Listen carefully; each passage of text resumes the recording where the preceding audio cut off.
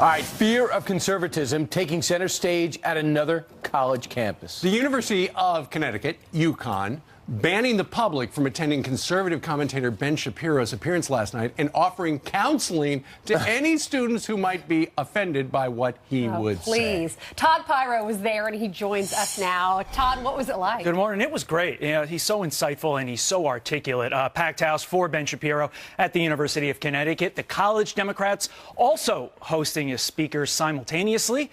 We visited both. Check it out. I'm here to see Ben Shapiro. I've always wanted to see him. I just think he's a pretty intellectual person. He has some insightful opinions. I'm here to listen to his ignorance, and I'm here to listen to him and hopefully get a word in. I love the way that he, really comes forward with thought-out ideas. We should be able to freely be open about who we are, whether we're a Democrat or Republican. Something has to be done about a system where a few crazed leftists decide they don't want to hear somebody speak, and therefore people from the outside who pay taxes to universities like this one can't get in. That has to stop. Why is an event like this so important for First Amendment rights? Well, I think it's always important for people who are not necessarily of the prevailing political view to be able to come on campus and talk to students who are not used to hearing these viewpoints, particularly if they find them discomforting and uncomfortable. The university's response, do you think it's an overreaction to what happened here a few months ago? I think there's no question it's an overreaction, but they're the ones who have to do the security assessment. So I'm not going to second guess their security assessment. I will second guess their assessment that they need to close it off to the general public. And I don't care who comes here. Let the guy talk, give his opinion. Free speech is more important than people's feelings, so there shouldn't be acts of violence because people disagree with one another. What do you think of the university offering counseling to those who may not be able to handle Mr. Shapiro's speech? I think that if you can't handle it, then that's kind of sad.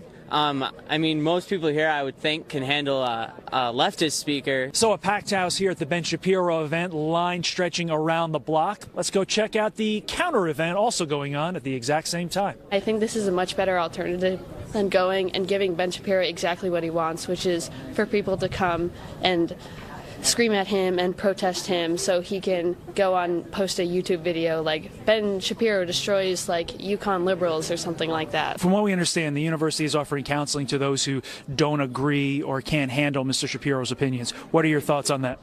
Hey, I can answer that question if you want. I'll ask you. Yes, anyone who feels that they need mental health services from the University of Connecticut is entitled to those services regardless of the reason. What do you think it says about the state of the First Amendment that a university has to limit participation in an event that 20 years ago would have been open to everybody from all sides to have a discussion? It's crazy.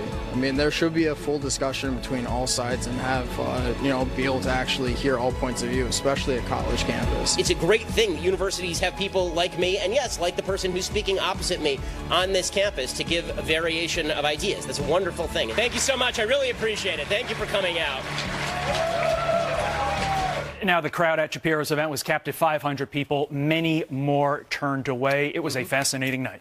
What did they cap the attendance at the Democrat rally at? I didn't get the number. It looked like they were pretty good. But, you heard the comments there about counseling. As a Connecticut... Who was that guy who came in? He just came in and totally mansplained that young lady who was giving an eloquent counter to Ben Shapiro, which, if you listen to Ben Shapiro, that's exactly what he wants. He wants a dialogue where views are expressed and then everybody learns from the views. That guy just came in and shut that poor woman down, and I thought it was horrible. It was total mansplaining, and he said, we need counseling for everything. Did anyone show up to go get counseling? I don't know the answer to that, but, it really there are people who really do need counseling. Counseling is a serious matter. There are people with very serious issues who need the best counseling available, but not for this. But in the world of counseling, Ben Shapiro is not a carrier.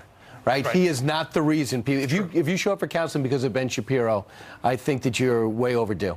Yes. You but probably it was are. peaceful. It was peaceful. Very peaceful. There weren't any fists thrown, no fighting. What was good, if there was a big positive to take away, this is the First Amendment on display. You have two different scenes. Exactly. That's right. UConn, hats off to you. Yes. Fair and balanced. Fair and balanced.